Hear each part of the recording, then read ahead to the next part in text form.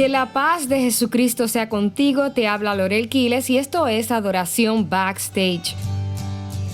Vendió la cama, el escritorio, cambió la pintura del cuarto, vendió la pick-up y se compró un carro más pequeño y económico. Su esposa permanecía callada durante la compra y la remodelación del cuarto y de hecho ni siquiera quiso tener parte en el escogido del color de la pintura. Todo lo contrario. Ella se desligó por completo de ese asunto y luego de eso dejó de cocinar, comenzó a comprar comida chatarra y todo lo que quería era sentarse a ver televisión hasta que se quedaba dormida. No quería subir al piso de arriba donde estaba ese cuarto. Pasaron así los meses hasta que las decisiones de cada cual aborrecieron a cada uno y tomaron la decisión de separarse. Gracias a Dios, los padres de él convencieron a este matrimonio de ir a consejería antes de firmar los papeles del divorcio y así lo hicieron. El asunto es, amados hermanos, que ese era el cuarto del hijo que hace 6 meses atrás se había suicidado y la pick-up que vendieron, el carro donde murió asfixiado. La esposa de este hombre simplemente no podía creer que él sacara de la casa aquello que pertenecía a su único hijo. ¿Qué hombre puede ser tan vil y desconsiderado? Al preguntarle al hombre por qué hizo tal cosa, dijo, ya no podía soportar el dolor de ver sus cosas y enfrentar la realidad de que no pude hacer nada para salvarlo. Me siento insuficiente, no puedo manejar el dolor de mi esposa. Así que decidí deshacerme de todo aquello que le recordara ese dolor y a la vez aliviara el dolor de mi corazón. Todos, amados hermanos, enfrentamos situaciones dolorosas y difíciles de sobrellevar. Y todos tenemos maneras diferentes de reaccionar ante estas situaciones. Hay personas que deciden envolverse más en su trabajo, otras prefieren sumergirse en la televisión y en cualquier otro tipo de distracción, otros entran en negación eterna, unos tratan de analizar la situación y encontrarle todo tipo de justificación. Unos tratan de vivir como si nada hubiese pasado, algunos usan y abusan de sustancias, algunos le ponen otro nombre en vez de apuntar a la raíz de su dolor y de su molestia.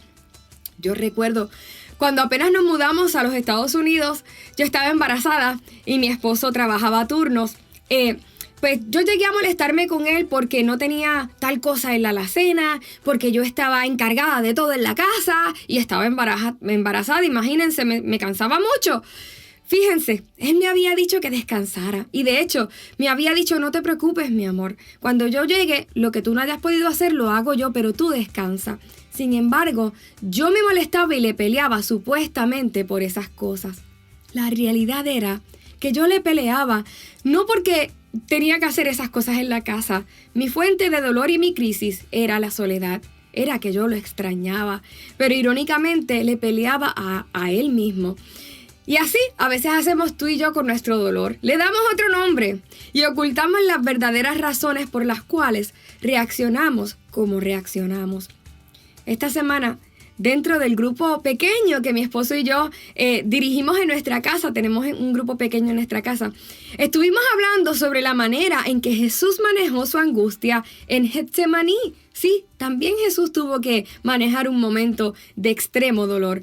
Miren, antes de la cruz, miren qué interesante. Marcos 14 relata ese momento en que Jesús les dice a sus discípulos que ha de ser entregado. Y en el versículo 33 dice que tomando consigo a Pedro y a Jacobo y a Juan, Pedro, Jacobo y Juan, comenzó a entristecerse y a angustiarse y les dijo, mi alma está muy triste hasta la muerte. Quédense conmigo y velen. Miren qué interesante. Jesús mostró su vulnerabilidad. Él era el Hijo de Dios, Dios encarnado, y sin embargo, Él no escondió su dolor a sus discípulos. Él no entró en negación, Él no les dijo, miren, muchachos, va a pasar esto y esto y esto, pero yo estoy en victoria, no se preocupen por eso, yo estoy bien, todo va a estar bien, no pasa nada. No, Él enfrentó su momento de angustia siendo honesto. De hecho, hay una versión de este versículo que dice, siento mi alma destrozada. Jesús sintió y admitió su angustia. Una vez escuché a este predicador que decía que uno de los grandes errores que pueda cometer una persona, especialmente un líder, es mostrar su vulnerabilidad. Él decía, nadie tiene que saber lo que tú estás pasando ni cómo te sientes. Y yo entiendo que como líderes debemos guardarnos de mostrar nuestra vulnerabilidad a cualquier persona. O sea, no es que lo vamos a hacer con todo el mundo. Sin embargo, siempre será necesario ese momento en que podamos abrir nuestro corazón con alguien, con un amigo en la fe que pueda orar y velar contigo. Miren qué maravilloso. Jesús tenía a su Padre, a quien iba constantemente, pero Él también buscó a sus amigos, Pedro, Jacobo y Juan. Esta semana, un hombre de Dios al que yo respeto muchísimo y siempre he seguido sus enseñanzas, hizo unas aseveraciones de forma muy despectiva de una ministra que yo también respeto mucho y ha bendecido muchísimo mi vida. Y yo les confieso, amados hermanos, que esto me molestó mucho, me entristeció mucho y lloré de rabia en mi cuarto. Sentí literalmente como si me lo hubiese hecho a mí. Y en medio de mi llanto y haciéndole 20,000 preguntas al Señor, le escribí a una amiga y le dije, oye, esta situación me ha dado muy duro.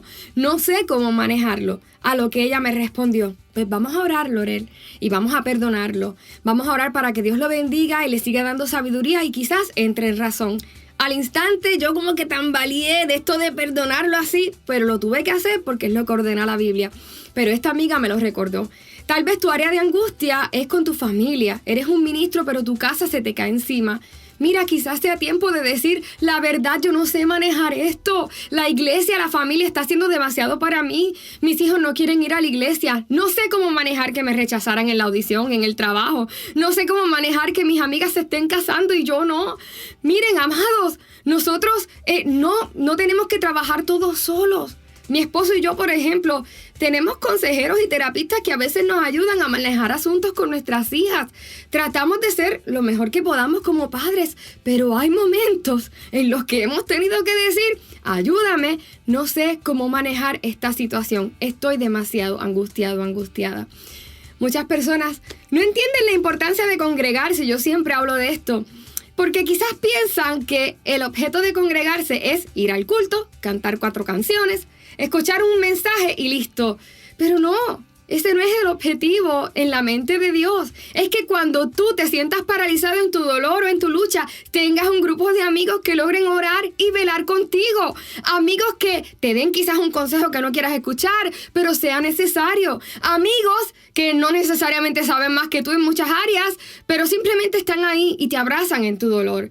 Esta es precisamente una de las razones por las que mi esposo y yo, además de congregarnos en la iglesia, tenemos un grupo pequeño en casa con los que oramos, abrimos nuestros corazones, compartimos nuestras experiencias y nuestra vulnerabilidad. Y créanme, es sanador. Jesús fue verbal con sus expectativas en medio del dolor. Él quería que sus amigos estuviesen ahí y velaran con él en ese momento. Y cuando ellos se durmieron, hasta se molestó y se los dejó saber también. A veces peleamos con la gente sin haberles dicho primero nuestras expectativas. Nos molestamos con nuestro esposo y él no sabe ni por qué. Y pues era que esperábamos que cuando él llegara nos diera un beso y no lo hizo. No se lo dijimos y en vez de decírselo, mi amor, es que llegaste y no me diste un beso. No, nos dormimos mega molestas. Bloqueamos a un amigo de nuestras redes porque se olvidó de nuestro cumpleaños, porque salió con otra persona, con otra amiga y con nosotros no. Pero no le decimos nada y en vez de eso les dejamos de hablar, nos enfurecemos, nos enojamos. No somos claros con cómo nos sentimos, pero Jesús lo fue. Jesús se sintió solo y le pidió a ellos estar con él en medio de su angustia. Así que hoy yo no sé qué tú estás manejando, no sé qué es lo que enfrentas, pero quizás podamos aprender de Jesús. Identifica qué es exactamente lo que te molesta, lo que te inquieta, lo que te duele. Y dale el nombre que es. Identifica a alguien, un amigo, consejero, con quien puedas desahogarte, pero también de quien puedas recibir un jalón de orejas que necesites para crecer y madurar. Y sobre todo, ve a la presencia de tu Padre, a su palabra como fuente de verdad. Yo te aseguro que si vas con esa actitud, con toda honestidad y sinceridad, aunque no necesariamente Él pase de ti esa copa y Él no te evite esa situación por la que tienes que pasar, Él sí promete estar contigo en medio de tu vulnerabilidad. Padre, gracias, porque a través de Jesús podemos aprender que no necesitamos aparentar nada, que eres un Dios compasivo, que no eres indiferente a nuestras debilidades, a nuestros temores, a nuestro dolor. Gracias por todos esos amigos que antes de escandalizarse por nuestra fragilidad, se atreven a velar con nosotros. Reconocemos que no tenemos todo descifrado. Óralo conmigo. Reconozco que no tengo todo descifrado, que hay muchas cosas que no sabemos manejar. Enséñanos, ayúdanos, Señor. Fortalécenos con la diestra de tu mano y completa tu obra en nosotros, en Cristo Jesús. Amén. Te ha hablado Lorel Quiles y yo te espero en la próxima edición de Adoración Backstage.